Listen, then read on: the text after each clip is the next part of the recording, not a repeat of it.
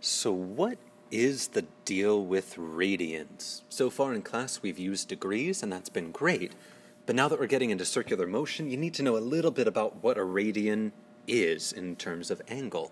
I've got a little simulation here of a circle with its radius marked with this blue line. I'm going to change the angle, and point A is going to pull that blue line around the circle a little bit.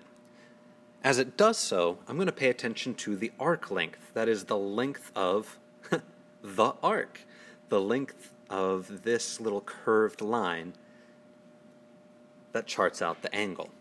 So let's take a look at that. The moment that I get one full radius of arc length, I have 1 radian of angle. So a radian is simply the ratio between arc length and the radius of the circle. So if my arc length is equal to my radius, that's how I get an angle of 1. Notice the units. Arc length would be measured in meters, it's a distance, and radius would be measured in meters, because it's also a distance.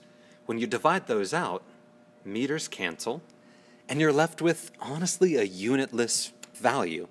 That's what radians are. We give them a word of radians, but really it's just unitless.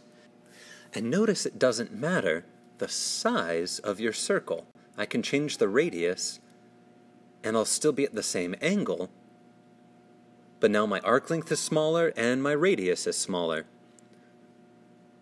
But the angle has maintained the same value. That means the ratio of arc length per radius is always, well, 1 in this case, at this angle. If I keep on changing this angle, now I've got the radius marked in red. If I bring 2 full radii to make my arc length, I am at 2 radians of angle. If I get all the way around the length of the circle, I happen to have just hit pi right there, 3.14. That's the ratio of half of a circle length over the radius. By the way, you all probably already know from geometry that a circumference of a circle is 2 pi r, or pi times the diameter. It's the same thing.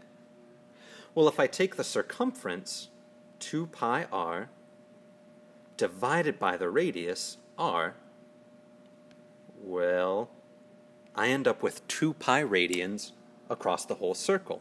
And that explains why half of the circle is just pi radians.